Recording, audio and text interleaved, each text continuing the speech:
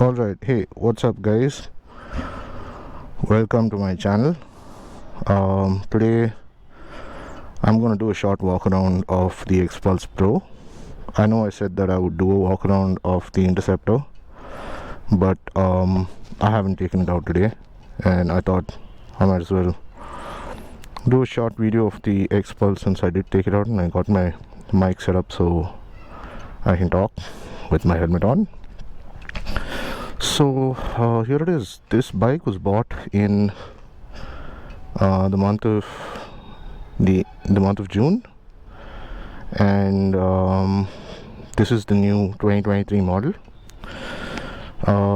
It used to be called the Xpulse Rally Edition, CS Santosh Rally Edition, but it's now just called the Xpulse Pro since CS Santosh is no longer with Hero.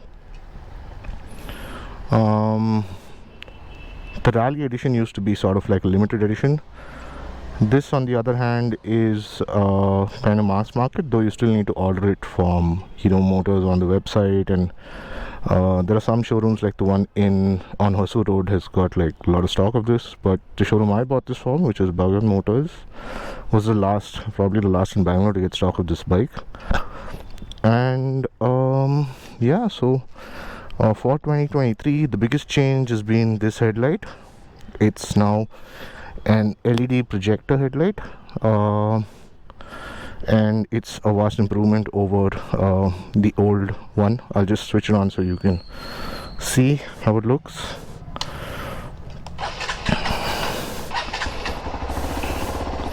So here's it on its stock DRLs, and then you have the projectors.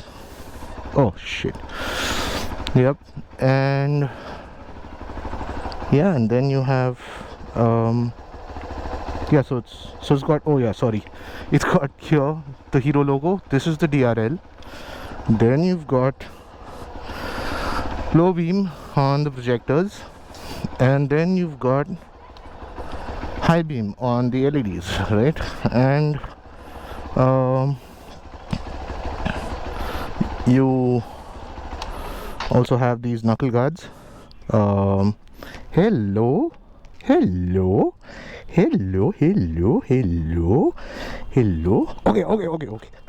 Okay, no. Okay, so other than that, the other changes are you get these knuckle guards that I've scuffed a bit. You get a taller windscreen. You get switchable ABS. And other than that, oh yeah, and they've changed the foot peg position a little bit, so it's a little lower. You get the bash plate and the crash guard as standard. The differences between the Rally and the standard version are these adjustable suspension on the front for preload and rebound, right? You can see compression, and here it says rebound, right? And there is I'm not sure how many clicks, but I think I'm running them on 15 clicks right now at the moment. It's also got fully adjustable suspension at the rear for preload and rebound again. This is obviously the BS6 kind of routing. What else? This bike worked out to about 1.99 on road, under 2 lakhs. Great suspension for the city. It literally sails through anything you throw at it. Climbs, dividers, footpaths, sails over potholes and speed breakers. Suspension's really plush, and yeah, it's got a nice tail light, though I'll have to shoot it in the night for you to probably see it. Let me see if I can. And here's the display, right? This is how it looks.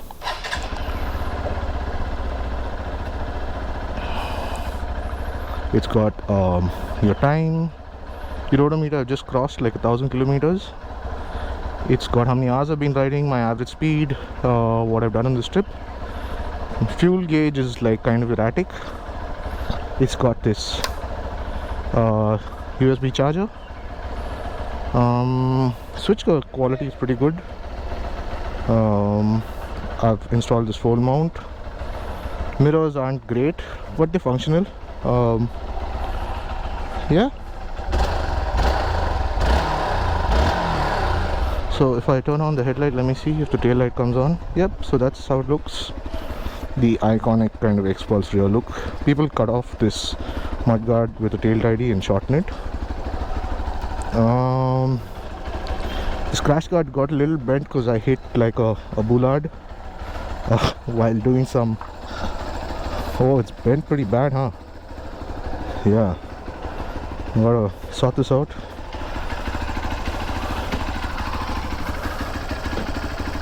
Yep. Other than that, other changes are with the rally. The differences with the rally is that this has got like a longer foot peg. I mean a longer gear shift mount, and you get handlebar risers, in case I didn't mention that already. And yeah, that's about it. So let's take this for a short spin.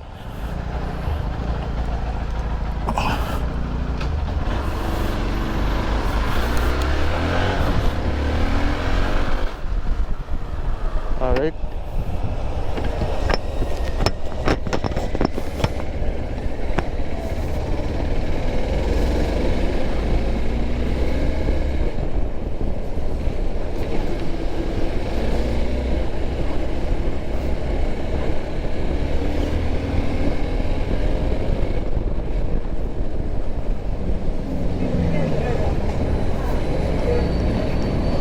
Oh yeah, I'll take you through like some rutty roads, okay?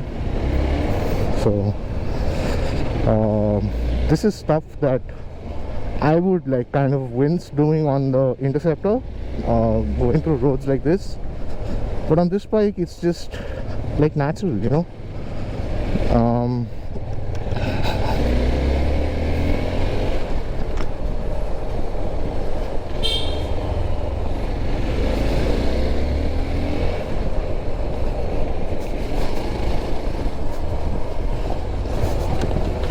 Whee! And we're off. Yeah, that's how we clear it.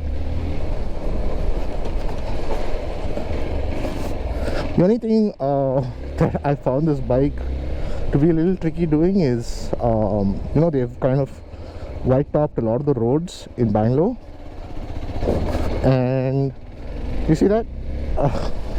Yeah, I mean, this bike just like, it's a true adventure bike, right? Whatever obstacle you throw at it, it'll just cross it. The last time it rained really badly, and I had taken this bike out for to go for a swim into town. I'm going to Cattle Club, and with a friend, and he was on his Aether, and I was on this. And when we were swimming, and after we finished, it was like it poured for like maybe 2 hours, and the roads were like completely waterlogged. And yeah, there were no issues with this bike at all. I mean, I didn't have any problem water wading, and no fear of water going into the exhaust or anything like that, you know. It's like, it's pretty phenomenal in that sense. Yep. So what else? What else did I want to tell you? Yeah. So on the Interceptor, I would like think, you know, second guess whether I should, if the road's bad or if there's a tricky situation, if I should actually take it, because that bike is heavy. The tires are soft. It's got Pirelli tires, running on Pirelli tires. Suspension is like sort of, it's on the softer side, but the travel isn't too much. And like I said, the weight, right? This bike is like just so flickable, like you can see. The tires are Seat, and they have like great grip, and the suspension is just amazing. So when I got the bike, the rear suspension was really stiff for me. I have like a major back injury where I've got implants in my spine because I shattered L1 when I fell off the RX at like a good speed. And so crappy roads on a bike like the Interceptor, the thing what happens with the Interceptor is that the bike weighs so much that when you go through, like when you crash through a pothole, the first thing that the shock absorber's got to do is absorb the weight of the bike, and that itself is quite a lot. So yeah, and it's just incapable of, it's not the bike to do bad roads on. This, on the other hand, it begs for bad roads. Like if you see potholes, you feel like going into them because it just does it with aplomb, you know. Yeah, and before I bought this bike, you know, a lot of people, the only criticism for the Xpulse is that one is Hero is like, you know, their service is super affordable. So service on this bike has set me back like $1,500, which is super cheap, including oil. Labor is free at the moment for I think the next 5 services. But yeah, other than that, it's really affordable and cheap to run. You get like great mileage. Mileage is not an issue at all. I could go that way, but it might be jammed, so I'll just go around this way. I'm actually looking for bad roads to show you how good this is, but I can't do that at the moment. Okay, let's see, let's do something whack. So no, this is blocked. Oh yeah, this is blocked. Okay, so what I could do is I could probably go this way. Sorry, a little bit of one-way riding, but can't do anything about it. Let's see, go this way and then we cut onto that road. Let's hope there's a, yeah. So yeah, and here I am, I'm straddling the bike, I'm standing up. It's not like really built to straddle, but it's not bad. So yeah, this is how it rolls. Uncle's had a drink in the afternoon. Yeah, so this is, I'm taking you on the road that I crashed on the RX. So yeah, so like I was saying, straddling is probably, it's better than the Interceptor. It's better than a lot of other bikes. It's probably not as good as the Himalayan from what I've heard, but that can be fixed with, you know, some kind of change in the foot peg. So JC Moto, Joshua Castro, based out of Bombay, sells some kits for the Xpulse. They include like something that will change the angle of the your T-bar, and you've also got a change in foot peg hangers, so the position's like slightly different, and apparently it makes it better. Yeah, and before I bought this bike, so I was talking about the criticism for this bike, right? I'm kind of getting a little all over the place, but yeah. Criticism is that it's underpowered, okay? And I don't really find it underpowered for the city, but yes, when you take it on the highway, it is a little underpowered. So what's the option, right? The only kind of bike that has the power and the capability to go off-road is the KTM 390 Adventure, right? So before I bought this bike, just to satisfy my own kind of you know, my own myself and my choice, because I was already smitten by the rally. Yeah, I'd ridden a friend's bike and I was just blown. I mean, the first time I rode it, I I was like a little intimidated. I was worried whether I'd fall off, whether I'd be able to get my foot on the ground. I'm about 5'11", 5'12", and it's not an issue for me. If you're 5'7", 5'8", it could be a challenge, but again, it's not impossible. It's just technique, right? So what this bike offered me was a learning curve. It offered me something new to learn. It offered me a new challenge, and that's what I loved about it. But anyway, I decided to just try out the KTM Adventure before I actually close the deal on this. And the KTM test ride experience is phenomenal. I mean, compared to Hero, where there's no pesky salesperson trying to sit behind you and stuff like that. They filled up gas, gave me the keys, and said, go for a spin, right? So I tried out the Adventure X first, and the thing with the Adventure X is it runs the 250 suspension, which is like absolute trash. Okay, it just literally is trashy suspension, and it just like crashes through potholes and everything, right? It did not feel comfortable. The kind of impact travels up to your spine, and it's not comfortable at all. Hey, wait, I think I missed a turn. Oh yeah, I did. Okay, so yeah, and I enjoy that a lot. I did ride the standard Adventure, which comes with traction control and TFT screen and all of that, and that was a lot better, but it was like a lot more expensive as well. Surprisingly, I didn't find like the standard 390 as powerful as the X. The X that I rode was fast. It had like a super transition from first to second gear, almost like popping a wheelie. I didn't feel that on the boom.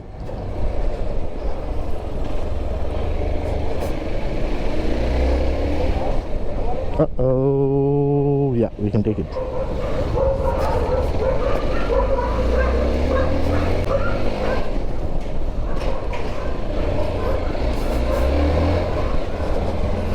Alright, and yeah, so I was actually looking at the Adventure X because I saw a lot of guys, like, there are guys who Interceptor owners who are selling their Interceptors and buying the Adventure X. So I thought that it would blow me away with this value for money proposition, but the reason I was looking for that bike was to commute in the city, and I was looking for great suspension, and it just had like really sucky suspension. They do have the Rally Edition in the Adventure 390 as well. It's called the SW or something like that, and that has fully adjustable suspension, but that costs close to like 5 lakhs. It's about 4.8 on road, which is like 20k short of 5, and that you'd easily spend on something else, and it's 5 lakhs for a second bike. Look at uncle talking on the phone, crossing the road, staring at me, huh? Anyway, so that's that.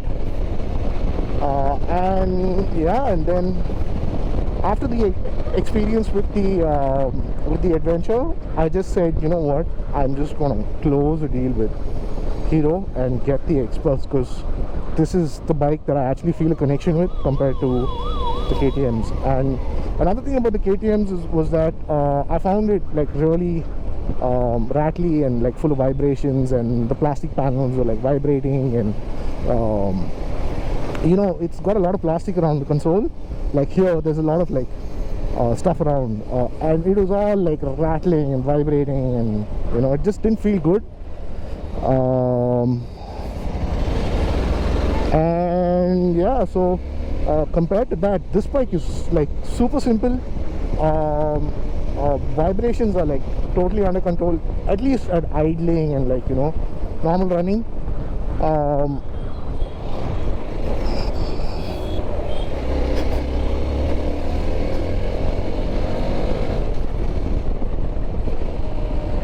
Oh, what is that? Oh, that's just sunlight. I thought that was sand.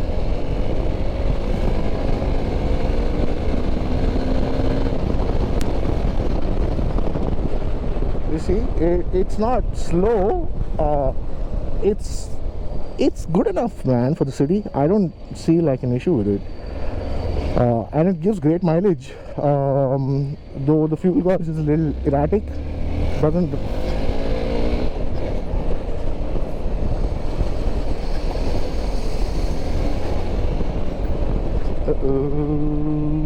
I don't like water splashing on my legs. So yeah, so I found the Interceptor also to be of a higher quality of build and finish than the KTMs, surprisingly. After I had taken my Interceptor to the KTM showroom, and after riding both the adventures, I didn't even try riding the rally because that was out of my budget. I wasn't looking at spending 5 lakhs on a commuter. And yeah, so the Interceptor just felt better built. It doesn't vibrate. It's a twin cylinder. It's super smooth. The gears shift, so you know, the gears shift with like a butter kind of smoothness. I'll go into this. See that? See? And fly over this. Okay, and fly over the next one too. And it has got gear indicator, so I drop down into second, but these cyclists will slow me down.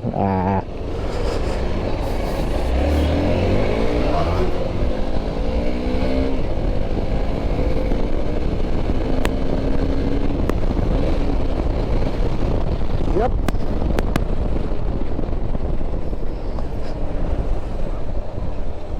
I have noticed an issue with the Xpulse though, that it sometimes drops into like it like from second it will drop into neutral sometimes. But yeah, it's only done its first service, so these are things I can still address and maybe can get better with time. But on the whole, it is a brilliant bike, and yeah, I'm just gonna look at these pigeons. Somebody's fed them.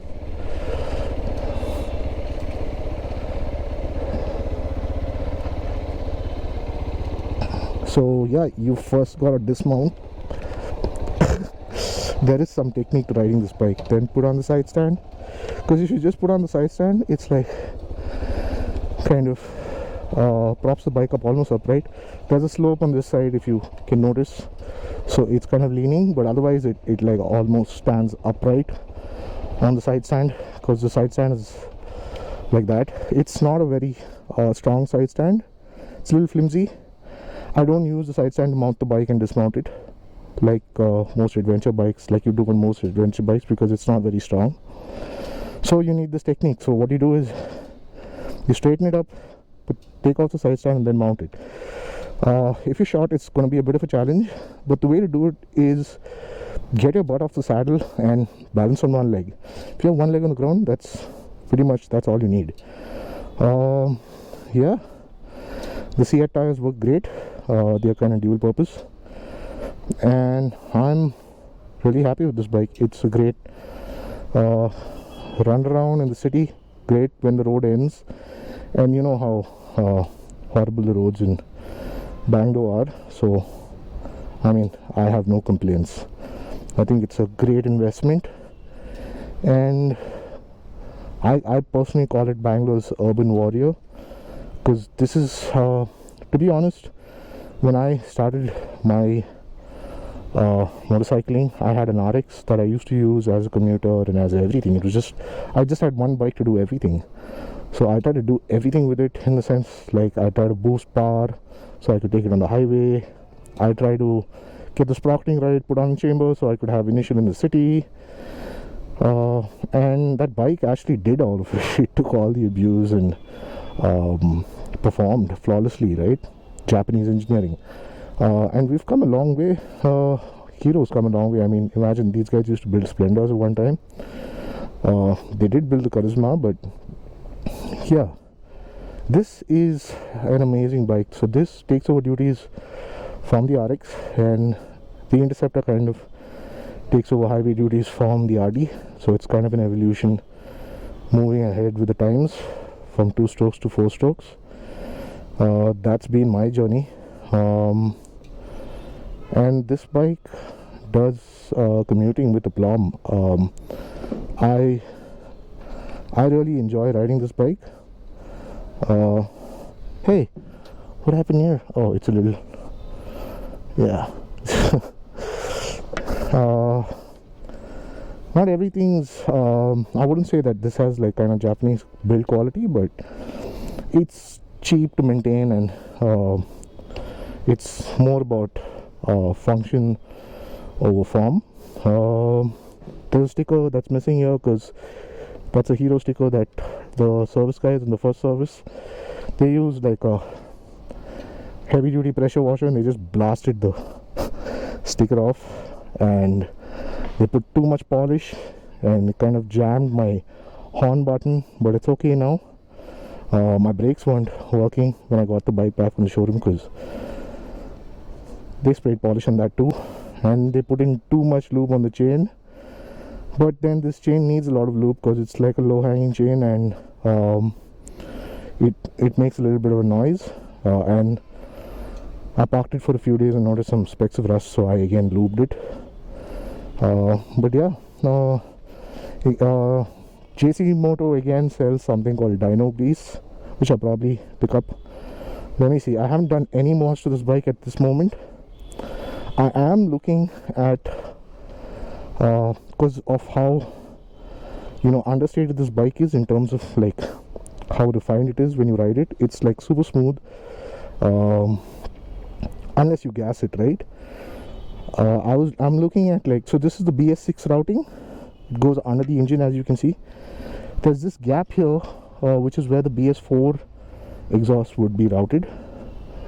And there are a couple of guys who make exhaust. So there's Quick Shift Racing, which is owned by Dismotech, Bangalore based.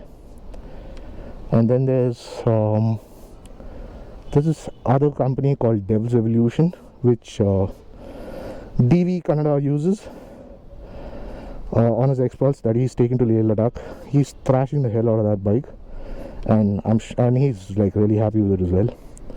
So yeah, that, and then once I change the exhaust, I'll have to change the bash plate. So this is the BS6 bash plate. I'll have to put a BS4 bash plate because the BS4 had the exhaust routed like this. Other than that, NMW Racing, run by Nisar.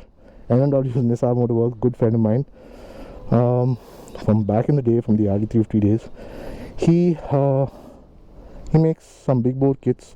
So I'm not planning to go down that route. I don't want to mess with the engine. Just probably exhaust and air filter and maybe a few legs, just like I've done for the Interceptor. But let's see at a later stage, not right now. Maybe sort out ergonomics first. I've only taken this bike once off-road, and that was to Kailasgiri, and that was on a ride organized by Hero. So Hero organized this ride, this breakfast ride, the dealership where I bought this bike from, Bhagat Motors, and they sponsored our breakfast, gave us some Xpulse branded t-shirts, and took us on a nice ride. I met a nice guy there called Syed Ibrahim, who you know, races as who's like an amateur. I mean, he's not factory sponsored, but so he's amateur but professional to me. Great rider, nice guy. We hung out and I made a friend, and yeah, so kudos to Hero for doing that, bringing Xpulses together. There was just one other Xpulse Pro there, one or two, yeah, and this bike certainly stands out compared to the standard. The standard feels very what do you say, plain Jane compared to this.